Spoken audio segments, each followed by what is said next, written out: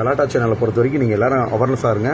Controversial questions திரும்பி சொல்ல வரேன். நான் வந்து இன்டர்வியூ நிப்பாட்டிட்டேன். கான்ட்ரவர்சியல் கொஸ்டின்ஸு, அன்னெசரி கொஸ்டின்ஸு, அது மட்டும் இல்லைங்க, நம்மளை வச்சு காசு சம்பாதிக்கிறாங்க. ஏதாவது ஒரு செலிபிரிட்டிஸுக்கு கலாட்டா சேனலில் காசு கொடுத்துருப்பாங்களா? ஏமாற்றி பண்ணுறாங்க. நான் அந்த மீனாட்சி தாய்மையில சத்தியமாக சொல்கிறேன், என் வீடியோவில் அவங்க நிறைய லட்சமாக சம்பாரிச்சிருக்காங்க. இது வரைக்கும் ஒரு எக்ஸ்பென்ஸ் கூட கொடுக்கலங்க. சொந்த காசில் சூனிய வைக்கிறது இதுதான். இன்றைக்கி நானே காசு செலவு பண்ணி கலாட்டா சேனலில் போய் என்னையே வந்து பார்த்தீங்கன்னா, அதாவது திட்டி வாயை பிடிங்க நிறைய பிடிங்களான்னு நினச்சாங்க. நான் அதை பற்றி இது பண்ணவே இல்லை.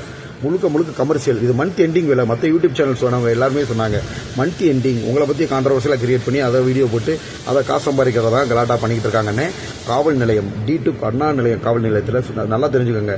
எந்த செலிபிரிட்டிஸோ நடிகர்களோ நடிகைகளோ உங்களை அந்த மாதிரி யூடியூப் சேனல்ன்ற பேரில் அநாகரிகமாக கொஸ்டின் கேட்டாங்கன்னா, நான் 100க்கு ஃபோன் பண்ணி பக்கத்தில் அருகில் இருக்க காவல் நிலையத்தில் கம்ப்ளைண்ட் பண்ணேன். அந்த காவல் அதிகாரிகளுமே கூப்பிட்டு அவரை வந்து பேசி, ஓகேங்களா, அவங்க வந்து பேசி சமாதானப்படுத்தி இனிமேல் இந்த மாதிரி கூப்பிட்டு வச்சு அசிங்கப்படுத்திக்கலான்னு கேட்டாங்க. ஓகேங்களா, அந்த கலாட்டா சேனலில் இருக்க நபர்களை கூப்பிட்டு அவங்கள வந்து பார்த்தீங்கன்னா திட்டி அமுச்சு விட்டாங்க. ஓகேங்களா, இதுதான் நடந்த உண்மை. பட் என்ன, அந்த காவல் நிலையத்தில் வந்து பார்த்தீங்கன்னா பெரிய விஷயங்கள் அடித்தடினா அது என்னன்னு பார்ப்பாங்க.